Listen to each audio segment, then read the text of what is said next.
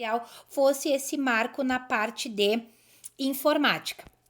E aí, o que a gente pode vir assim, ó, aqui tá tendo um mapa para mostrar os avanços dessas revoluções industriais, e aí o que a gente pode chegar à conclusão que cada uma das revoluções industriais, sejam ela a primeira, a segunda e a terceira, elas foram de fundamental importância para o nosso desenvolvimento em relação às indústrias, né, gente? E aí nós fizemos aquela pesquisazinha sobre o just in time, o pós-fordismo, que o que isso significa?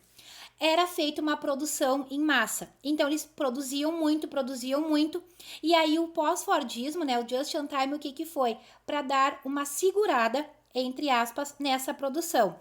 Então, o que acontece? Muitas vezes as empresas que produzem muito, elas acabam optando em quê? Em dar férias coletivas para os empregados. Por quê? Porque aí, se todos estão em férias, a empresa não vai produzir, ela não vai ter gastos, né? E aí eles vão vender tudo que está lá acumulado.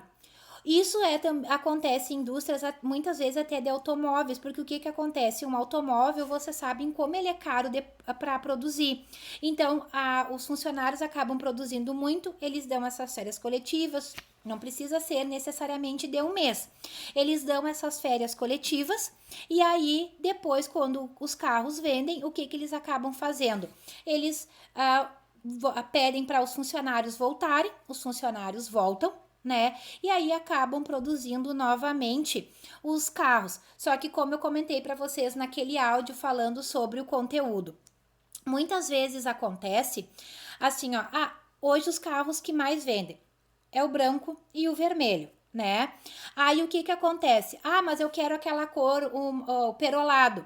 Demora um mês para vir o carro com essa cor. Por quê? Porque como é um carro que não vende tanto como os outros, o que acontece? Eles esperam vender para fabricar essa cor para poder vender, para não ficar lá estocado e não ter venda e a empresa sair perdendo o seu lucro, que no caso seria que voltaria para a empresa.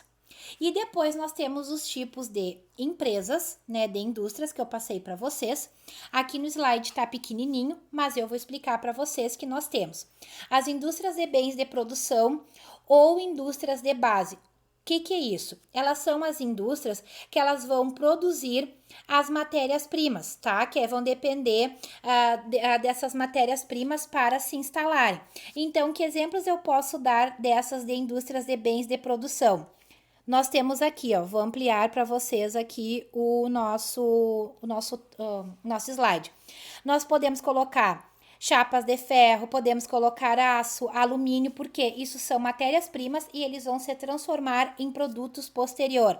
Posso usar o algodão? Claro que pode, porque ele é matéria-prima muitas vezes para fabricar o quê?